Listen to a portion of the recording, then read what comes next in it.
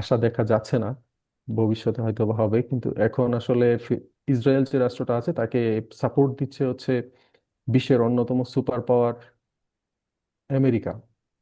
এবং ফিলিস্তিনকে আসলে সেইভাবে ইসরায়েলকে যেভাবে ইউএসএ সাপোর্ট দিয়ে যাচ্ছে একদম ব্লাইন্ড ফোল্ড, এভাবে আসলে ফিলিস্তিন রাষ্ট্রের পাশে দুর্ভাগ্যজনকভাবে দীর্ঘদিন ধরে কেউ স্ট্রং কোনো পজিশনে দাঁড়াচ্ছে না। আমরা জাস্ট জাতিসংঘ কিংবা অন্যান্য আন্তর্জাতিক যে সংস্থাগুলো আছে সেখানে দায়সারাভাবে তাদের পক্ষে বিবৃতি দিয়েই আমরা ক্ষান্ত হয়ে যাচ্ছি।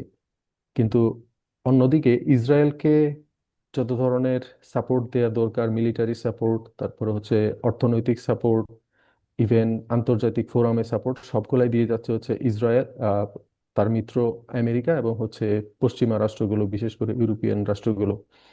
তো যে কারণে আসলে এবং ফিলিস্তিনিরাও তাদের অস্তিত্ব রক্ষার জন্য তারা তাদের জীবন মরণ সংগ্রাম চালিয়ে যাচ্ছে। তো এই মুহূর্তে স্যার মনে হয় না যে সংঘাতটা খুব দ্রুত থামবে।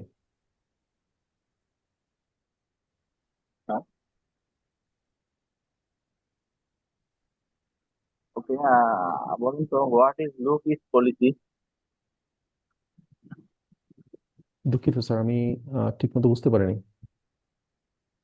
What is look is policy?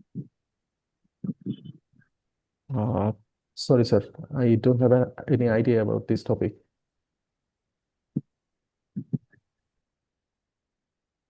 শুনতে পাচ্ছেন? জি স্যার, শুনতে পাচ্ছি স্যার। স্যার, আপনি কি শুনতে পাচ্ছেন? জি স্যার, শুনতে পাচ্ছি। স্যার, আপনি কন্টিনিউ করেন। Okay sir. সাদি, আপনি কি শুনতে পাচ্ছেন আমাকে? জি স্যার, শুনতে পাচ্ছি। ওকে। আচ্ছা সাদি, আপনি স্যারকে আহ, একটা বিষয় যখন স্যার আপনাকে জিজ্ঞেস করলো যে বিউটি অফ নেত্রকোনা নিয়ে কিছু বলার জন্য, সো আপনি এখানে একটা বিষয় বলেছিলেন যে নেত্রকোনায় হাওর হচ্ছে 5টি, আমি যদি ভুল না করে থাকি। জি স্যার, প্রধান হওয়ার 5টি। আপনি কি শিওর যে 5টি হাওর? জি স্যার, আমি নেত্রকোনার ওয়েবসাইটে স্যার, ওদের কাছে যে নেত্রকোনার যে ওয়েবসাইটে যে তথ্যগুলো দেওয়া আছে সেখানে স্যার প্রধান হওয়ার 5টি উল্লেখ করা হয়েছে। আচ্ছা, তো আপনি আমাকে বলেন তো কি কি 5টি হাওরের নাম বলেন তো আমাকে। দুঃখিত স্যার, আমি আসলে নামগুলা জানি না। যে ডিঙ্গাপুতা হাওরের নাম শুনছেন না আপনি? জি জি, জি জি স্যার, ডিঙ্গাপুতা হওয়ার একটা আছে স্যার। ওকে। আচ্ছা, এই ডিঙ্গাপুতা হাওরের অবস্থানটা কোথায়, কোন উপজেলায়? দুঃখিত স্যার, আমি আসলে এক্সাক্ট লোকেশনটা আচ্ছা আচ্ছা। বলতে পারছি না। তার মানে হচ্ছে আপনার যাওয়া হয় নাই, তাই তো? জি জি স্যার। আচ্ছা, আপনি আরেকটা বিষয় বললেন যে মিনি কক্সবাজার বলে, আপনি বললেন যে নেত্রকোনা মিনি কক্সবাজার আছে। ওই জায়গাটার নাম কি? ওই জায়গাটা হচ্ছে স্যার মদন উপজেলায়, মদন জি। এবং খালিয়াজুড়ি উপজেলার মাঝখানে যে একটা হাওর আছে সেটা স্যার বর্ষাকালে অনেক যেদিকে তাকানো যায় সব দিকে শুধু পানি আর পানি দেখা যায়, এবং বাতাসের কারণে সেখানে বড় বড় ঢেউয়ের সৃষ্টি হয়। তো এই জন্য পর্যটকরা এটাকে আসলে sir mini Cox's Bazar, unofficially mini Cox's Bazar হিসেবে ডাকে আর কি। আচ্ছা, ওই জায়গার ওইটার নাম কি আসলে, ওই জায়গাটার নাম? তো উপজেলার নাম বললেন, এখানে গ্রামের নাম আছে।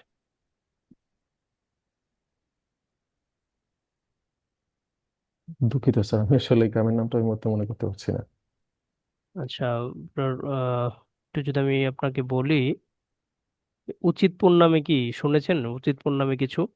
জি জি স্যার, জি জি স্যার, জি জি স্যার, উচিতপুর, উচিতপুর হাওর। জি স্যার, সরি, আমার মনে পড়েছে স্যার এখন। ওকে, ঠিক আছে, সমস্যা নেই। আচ্ছা, আপনার ইয়েতে আহ, আপনি আমাকে বললেন যে নেত্রকোনা জেলাতে কিছু টুরিস্ট স্পটের নাম বলেন, যে যেগুলোতে আসলে ঘুরতে জি যাওয়া যায়, যেতে পারে। জি স্যার। স্যার আমি বলবো। জি জি, বলেন। জি স্যার, আমাদের নেত্রকোনার যে উল্লেখযোগ্য টুরিস্ট স্পটগুলো রয়েছে তার মধ্যে হচ্ছে স্যার আহ, সীমান্তবর্তী উপজেলা কলমাকান্দার লেঙ্গুরা টিলা, যেটা আছে স্যার আমরা ইদানিং অনেকখানি ফেসবুকেও তার বিভিন্ন ভিডিও ঘুরে বেড়াচ্ছে, এবং সারা দেশ থেকে মানুষ এই সোশ্যাল মিডিয়ার মাধ্যমে এটা সম্পর্কে আরো বেশি বেশি জানছে এবং পর্যটকরা খুবই আকৃষ্ট হচ্ছে। এইটা বেসিক্যালি স্যার ছোট ছোট পাহাড় এবং সবুজের খুবই একটা ঘনিষ্ঠ সমারোহ, যেটা স্যার দেখতে অনেক অনেক মনোরম। এবং একই সাথে হচ্ছে নেত্রকোনার দুর্গাপুর উপজেলায় যে আমাদের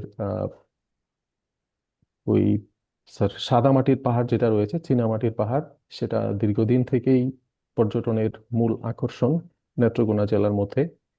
তারপর হচ্ছে স্যার দুর্গাপুরের বিরিশিরি, সেখানে আছে হচ্ছে স্যার সোমেশ্বরী নদী। এই সোমেশ্বরী নদী হচ্ছে আহ ইন্ডিয়ার যে মেঘালয় রাজ্য আছে, সেই মেঘালয় রাজ্যের পাহাড় থেকে নেমে এসেছে।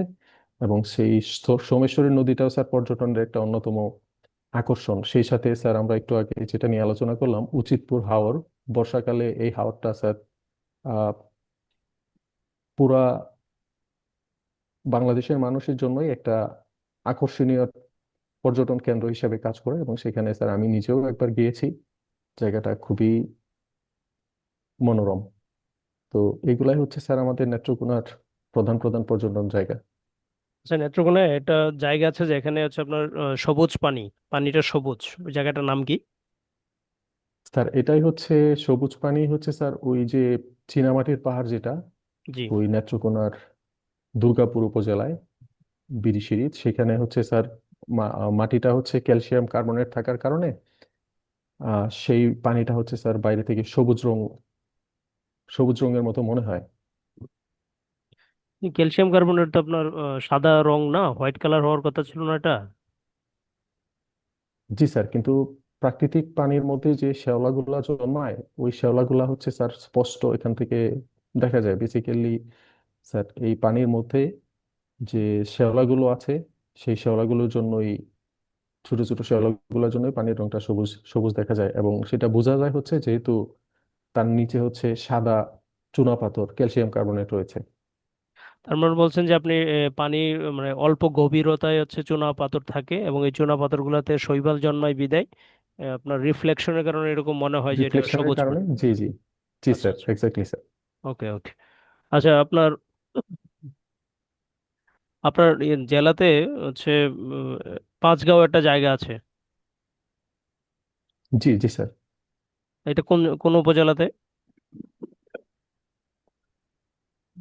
দুঃখিত স্যার, আমি নামটা শুনেছি কিন্তু কোন উপজেলাতে আমি স্যার সেটা বলতে পারছি না। আচ্ছা ঠিক আছে, ওকে, নো প্রবলেম। আপনি আমাকে বলেন যে নেত্রকোনাতে একটা মাছ পাওয়া যায় এবং এই মাছটা বিশ্বের কোথাও পাওয়া যায় না, সেটা মাছের নাম কি এবং কোন নদীতে এই মাছটা পাওয়া যায়? দুঃখিত স্যার, আমার আসলে এটাও জানা নেই স্যার। আচ্ছা, এটা আমি একটু বলে দিচ্ছি, এটা আপনার জানা উচিত। মহাশোল, জি, শোল মাছের যেটা মহাশোল বলা হয়। মহাশোল, জি। জি, এটা জি হচ্ছে স্যার। সোমেশ্বর নদীতে পাওয়া যায়। এবং এটা সাধারণত দুর্গাপুরের ওই সাইড দিকেই, ওই দিকেই পাওয়া যায় এটা। ওকে জি জি স্যার। ওকে। আচ্ছা, ঠিক আছে সাদি, আপনি আমাকে বলেন, যেহেতু আপনার পুলিশ পছন্দ, প্রথম পছন্দ, তা আসলে আপনাকে কি এমন জিনিস পুলিশে আসার জন্য আপনাকে অনুপ্রেরণা দিচ্ছে বা এইদিকে ধাবিত করেছে আপনাকে? জি, ধন্যবাদ স্যার।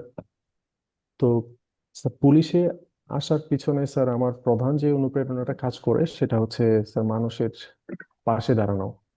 আমাদের সমাজের একদম তৃণমূল থেকে শুরু করে সর্বোচ্চ পর্যায়ের মানুষজনের সাথে পুলিশের খুবই গভীর একটা ইন্টারাকশন রয়েছে, যে কারণে পুলিশকে সেই একদম লোয়ার ক্লাস থেকে শুরু করে হায়ার ক্লাস পর্যন্ত সবার সাথেই পেশাদারিত্বের কারণে তাদের সাথে মিশতে হয়। তাদের বিভিন্ন দুঃখ কষ্ট, অন্যদের দ্বারা নিপীড়নের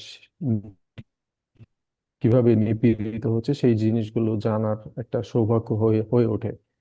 তো স্যার আমার মনে হয় যে আমি যদি পুলিশ সার্ভিসে যোগদান করি তাহলে আমি মানুষগুলোর খুব কাছাকাছি যেতে পারবো এবং তৃণমূলের মানুষদের সমস্যাগুলো আমি মনোযোগ দিয়ে শুনে আমি তাদের পাশে দাঁড়াতে পারবো। এবং দেশের আইন শৃঙ্খলা রক্ষা করা তো স্যার এটা হচ্ছে একটা আহ, ধর্মীয় দিক থেকে বলি, দেশপ্রেমের দিক থেকে বলি, খুবই তাৎপর্যপূর্ণ একটা বিষয়।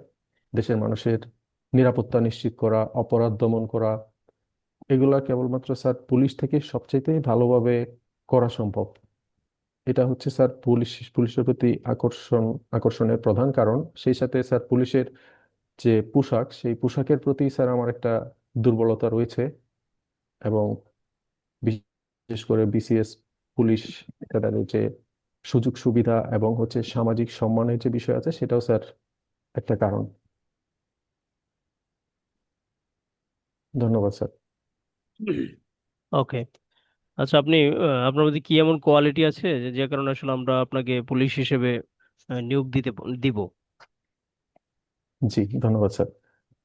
স্যার আমি একজন প্রফেশনাল টিচার হিসাবে গত 3 বছর যাবৎ কাজ করছি, এবং টিচার হিসেবে কাজ করতে গিয়ে স্টুডেন্টদেরকে লিড দেয়া, তাদেরকে বিভিন্ন জিনিস শিক্ষা দেয়া এবং তাদেরকে নতুন নতুন বিষয় জানানো, তাদেরকে মোটিভেট করা, তাদেরকে বিভিন্ন খারাপ কাজ থেকে বিরত রাখার বিভিন্ন ধরনের কাজ স্যার করার এক্সপিরিয়েন্স আমার আছে।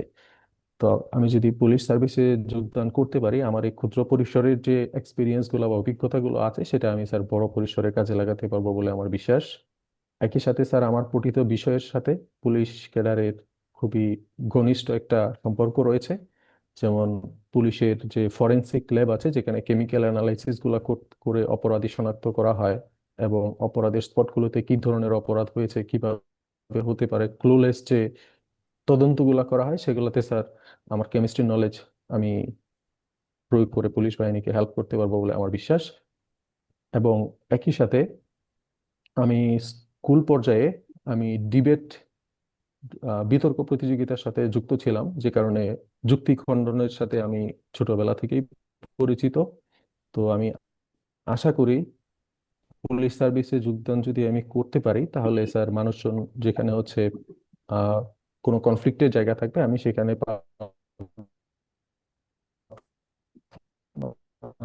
সাধারণ মানুষদেরকে তাদের কথা ঠিকমতো শুনতে পারবো এবং তাদেরকে আমার যাতে করে সরকার এবং জনগণ দুই পক্ষই উপকৃত হবে।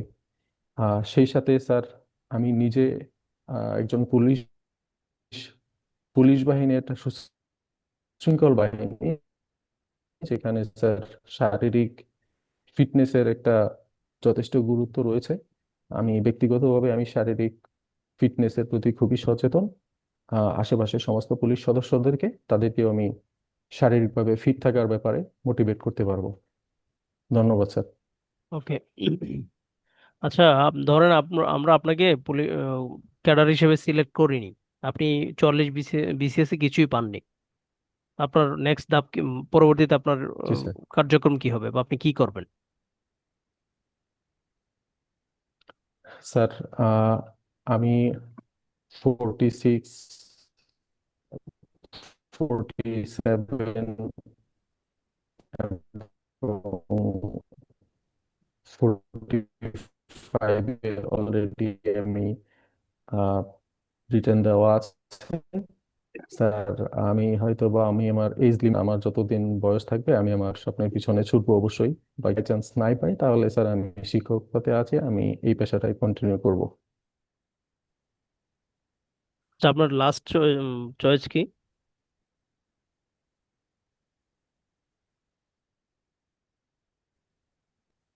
মানে আপনি শুনতে পাচ্ছেন সাদি?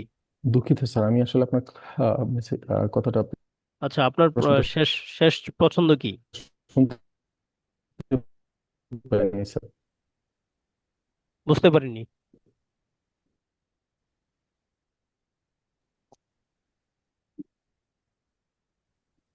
হ্যালো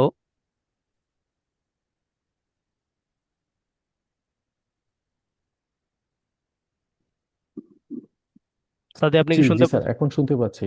মাঝখানে ও, একটু সম্ভবত কানেকশনের সমস্যা হয়েছিল। আচ্ছা, আপনার জি স্যার, এখন শুনতে পাচ্ছি স্যার। শেষ পছন্দ কি আপনার?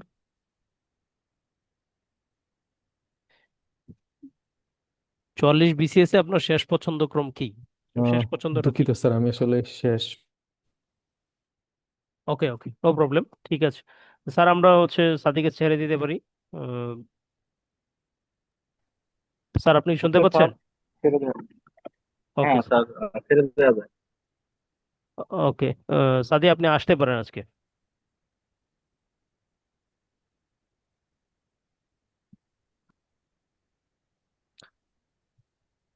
জি জি স্যার, ধন্যবাদ স্যার। আসসালামু আলাইকুম। ওয়ালাইকুম আসসালাম। আচ্ছা সাদি, আপনার গতদিন বলেছিলাম যে ভিডিও দেখার জন্য, আপনি ভিডিও দেখেছিলেন?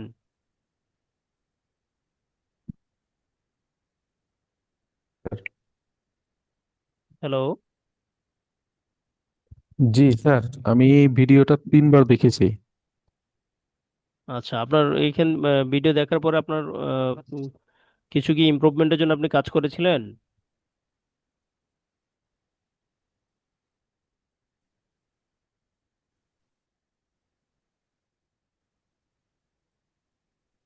স্যার, আমি কয়েকবার আয়নার সামনে দাঁড়িয়ে যাতে করে আমি কথাগুলো একটু ঠিকঠাক মতো আর একটু কনফিডেন্টলি, আমার মনে হয়েছে যে আমার ভয়েসটা সম্ভবত আর একটু লাউড হলে একটু ভালো হতো। আমি স্যার এই বিষয়টা একটু প্র্যাকটিস করেছি যাতে করে কথার জড়তাটা একটু কেটে যায় আর কি। আচ্ছা, ঠিক আছে, সমস্যা নেই। আপনার ইমপ্রুভমেন্ট আছে, ভালো, আপনি প্র্যাকটিস করতে থাকেন। কিছু বিষয় একটু আবার বলছি আমি আপনাকে। যেমন গতদিন বলেছিলাম যে ধন্যবাদ স্যার, সেই জি জায়গাটা স্যার। বলবেন না, এইটা স্কিপ করার চেষ্টা করেন। কথা বুঝতে পেরেছেন? প্রশ্নের প্রতি প্রশ্নে ধন্যবাদ দেওয়া, আচ্ছা আচ্ছা। সেই জায়গাটা একটু অ্যাভয়েড করবেন। আচ্ছা। আর হচ্ছে আপনার একটা আচ্ছা বিষয় হচ্ছে, যেমন আপনাকে জিজ্ঞেস করলাম যে নেত্রকোনার টুরিস্ট স্পট হচ্ছে আপনি বলেন। আপনি সেইখানে হচ্ছে প্রত্যেকটা টুরিস্ট স্পট বলে বলে সেটার বিষয়ে ডেসক্রাইব করতে যাচ্ছেন। তো আলটিমেটলি হচ্ছে কি, মেইন প্রশ্ন কিন্তু ছিল টুরিস্ট স্পট কি কয়টা, বা হচ্ছে আপনি টুরিস্ট স্পট গুলা বলেন। তো যখন আপনি প্রত্যেকটা ডেসক্রিপশন দিচ্ছেন, আচ্ছা স্যার। দেওয়ার দ্বারা হচ্ছে কি, আমি তো লিসেনার হিসেবে আমি আসলে আমার যে মেইন প্রশ্ন ছিল যেটা আমি শুনতে চাচ্ছিলাম, সেটা আগ্রহ আমি হারিয়ে ফেলছি। তো স্যারদের ক্ষেত্রে সেম ঘটনাই ঘটবে। তো আপনাকে যে প্রশ্ন চাওয়া আচ্ছা হচ্ছে আচ্ছা। সেটা বিষয়ে বলেন। যদি ওইটার ব্যাপার ডেসক্রিপশন চাই, তখন ক্ষেত্রে আপনি এটা বিষয় নিয়ে কথা বলতে পারেন। ঠিক আছে?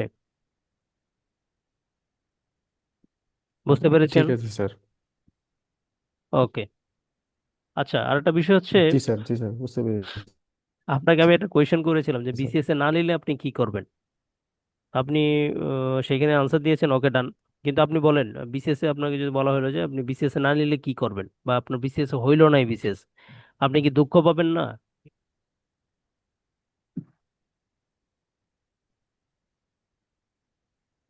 বোরহান, আদি, আপনি কি দুঃখ পাবেন না? জি স্যার, তা তো অবশ্যই।